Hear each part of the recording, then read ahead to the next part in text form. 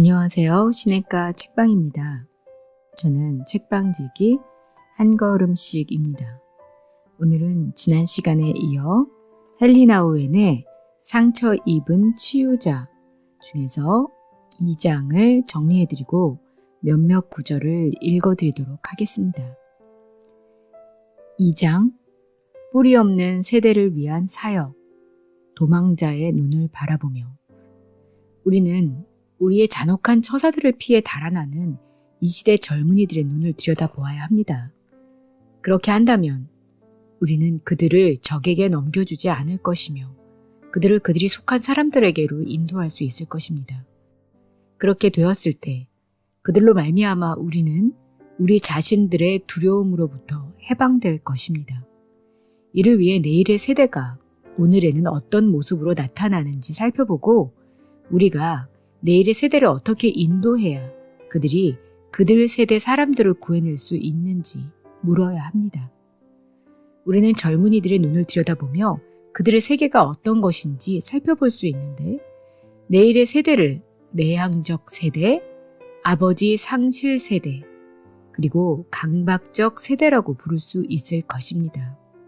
내향적 세대는 개인적인 것에 절대 우위를 부여하는 세대이며 자아 속으로 움츠러드는 경향이 두드러지게 나타내는 세대입니다. 어떤 권위나 제도 외적이며 확고한 어떤 실체도 그들의 불안과 고독을 덜어주거나 그들을 자유롭게 해줄 힘이 없습니다.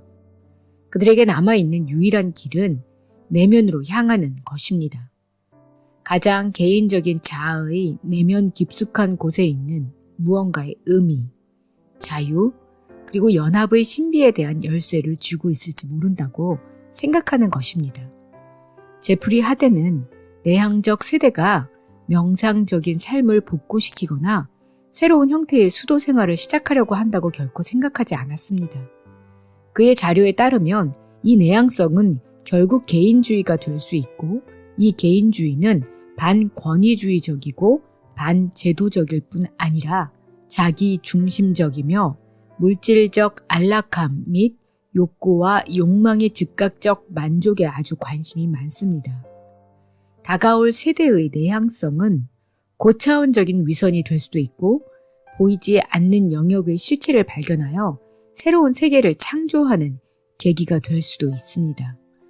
어느 쪽이 되느냐는 이 내향적 세대를 향해 어떤 사역을 하느냐에 크게 좌우됩니다. 아버지 없는 세대는 나이가 많다고 좀 더 성숙했다고, 좀 더 똑똑하다고, 힘이 더 세다는 이유로 권위를 주장하는 사람들은 처음부터 신뢰받지 못하는 그런 세대입니다.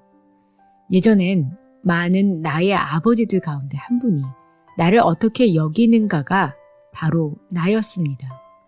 아버지들을 거부하는 이 세대, 권위를 주장하는 사람들, 제도의 적법성을 거부하며 두려워하고 있는 이 세대는 새로운 위험성에 직면하고 있습니다. 그들 스스로가 그 자신의 포로가 되는 것입니다. 아버지 대신 또래가 기준이 됩니다. 성인 세계 권력자들의 명령, 기대, 그리고 불만에는 전혀 관심을 보이지 않는 많은 젊은이들이 동료들이 자신에 대해 어떻게 느끼고 어떻게 생각하며 어떻게 말하는가에 대해서는 상당히 민감하게 반응합니다. 아버지가 다스리는 것은 또래가 다스리는 방식과 다릅니다. 즉 아버지를 따르지 않는 것은 또래의 기대를 저버리는 것과는 매우 다릅니다. 전자는 불순종을 뜻하고 후자는 불순응을 뜻합니다. 전자는 죄의식을, 후자는 수치심을 갖게 합니다. 강박적 세대는 많은 젊은이들이 그들이 살고 있는 세상이 뭔가 심각하게 잘못되었으며 그들이 기존의 존재 방식을 따르는 것은 자신을 배반하는 것이라고 확신합니다. 불안하고 신경 과민에다 정신을 집중할 수 없고 점점 심해지는 우울증으로 인해 고통받는 사람들을 도처에서 보게 됩니다. 그들은 무엇이 잘못되는지 알고 있지만 효과적인 대안이 없습니다. 그래서 좌절감에 빠지게 되고 그것이 명확한 목적 없이 파괴를 하는 맹목적 폭력이나 세상을 벗어나 자살하는 방식으로 표출되기도 합니다. 내일의 세계에서 기독교 지도자가 되고자 하는 사람이 가져야 할 부분은 첫째, 내면에서 일어나는 일들을 정확하게 표현하는 지도자. 둘째, 긍휼의 사람으로서의 지도자. 셋째, 묵상하는 비평가로서의 지도자입니다. 첫째, 내면에서 일어나는 일들을 정확하게 표현하는 사역자는 사람들이 새로운 내적 세계에 발을 들여놓을 때 직면할 수 있는 엄청난 혼란을 해소하는 것입니다. 대부분의 기독교 지도자들은 대규모 조직의 관점으로 생각하는 데 익숙합니다. 사람들을 교회, 학교, 병원 등에 불러 모으는 데 익숙하고 서커스 감독처럼 쇼를 진행하는 데 익숙합니다. 그러나 깊고 의미심장한 영적 움직임에는 익숙하지 않으며 두려워하기까지 합니다. 교회의 가장 기본적인 임무는 인간 생명의 원천과 의사소통할 수 있는 창조적 방법들을 사람들에게 제시하는 것입니다. 자신의 내면의 삶에서 일어나는 움직임을 정확히 표현할 수 있고 자신의 다양한 경험에 구체적으로 이름을 붙여 이해하고 설명할 수 있는 사람은 더 이상 자아의 희생자가 되지 않습니다.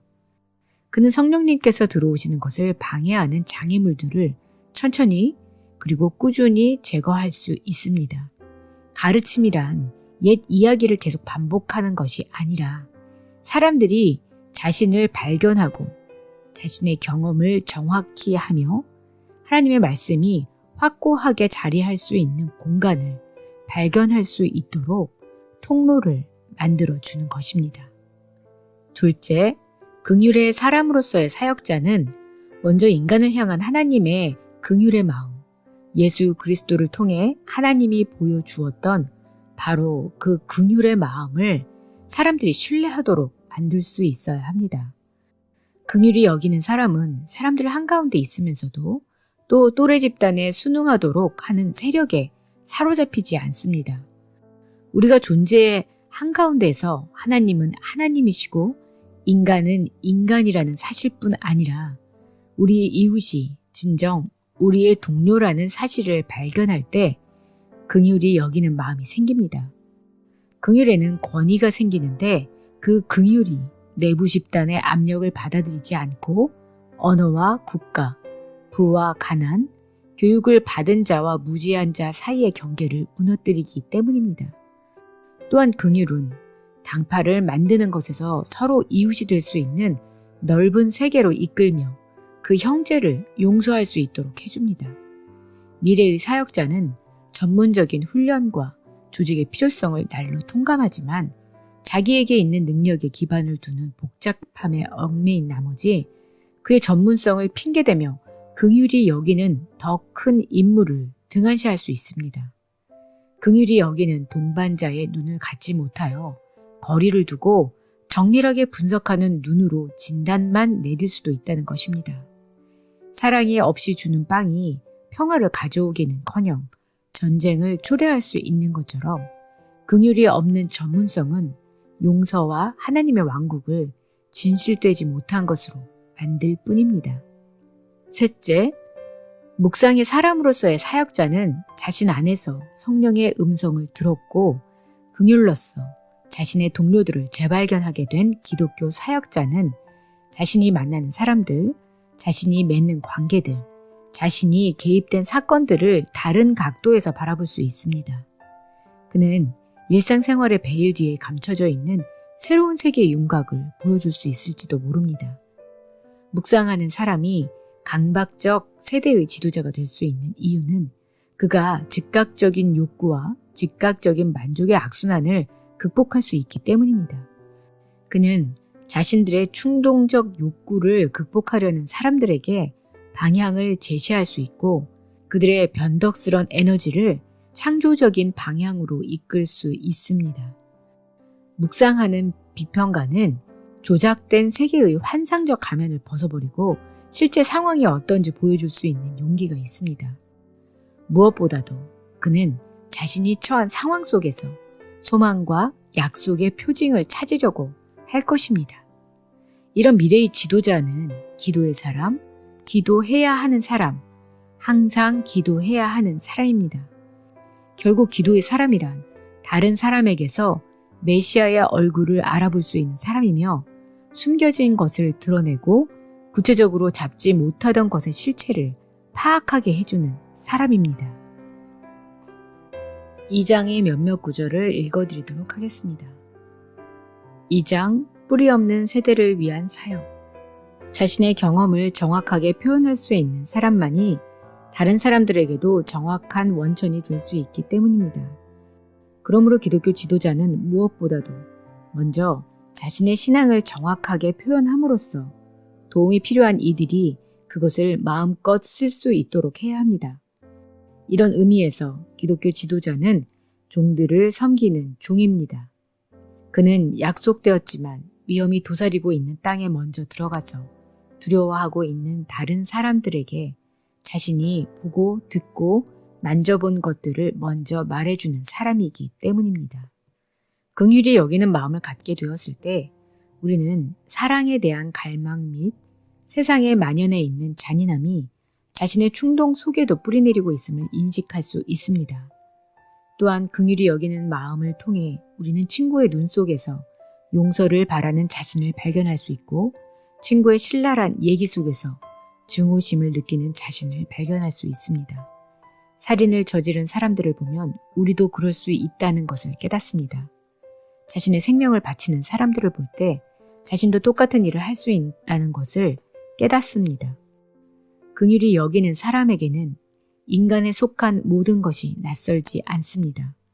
즉, 어떤 기쁨이나 어떤 슬픔도, 어떤 삶의 방식이나 어떤 죽음의 방식도 그에게는 이질적으로 여겨지지 않습니다.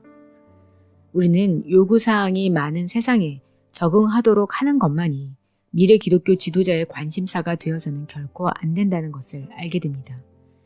사실 비평적인 묵상가가 될 수 있는 기독교 지도자야말로 가장 진실한 혁명가일 수 있습니다. 왜냐하면 자신이 보고 듣고 만지는 모든 것들을 참된 복음으로 검증함으로써 기독교 지도자는 역사의 흐름을 바꿔놓을 수 있고 공포 때문에 강박적인 사람들을 인도해 그들이 보다 나은 세상을 만들기 위한 창조적 행동을 하도록 할 수 있기 때문입니다. 결국 기도의 사람이란 다른 사람에게서 메시아의 얼굴을 알아볼 수 있는 사람이며 숨겨진 것을 드러내고 구체적으로 잡지 못하던 것의 실체를 파악하게 해주는 사람입니다. 기도의 사람이 지도자가 될 수 있는 구체적 이유는 그가 자신 안에서 일어나는 하나님의 역사를 정확하게 표현함으로써 다른 사람들을 혼란으로부터 빠져나와 그들도 명료하게 인식하도록 해주기 때문입니다. 그의 긍휼을 통해 사람들이 배타적인 내부 집단을 벗어나 전 인류의 넓은 세계로 나아가도록 인도하기 때문입니다. 그의 비판적인 묵상을 통해 이 세대의 강박적인 파괴성을 다가올 새 세상을 위한 창조적 사역으로 전환시킬 수 있기 때문입니다. 네, 오늘은 헬리나 우엔의 상처 입은 치유자 중에서 2장을 정리해드리고 몇몇 구절을 읽어드렸습니다. 다음 시간에는 3장을 정리해드리고 몇몇 구절을 읽어드리도록 하겠습니다. 그럼 다음 시간에 뵐게요. 안녕히 계세요.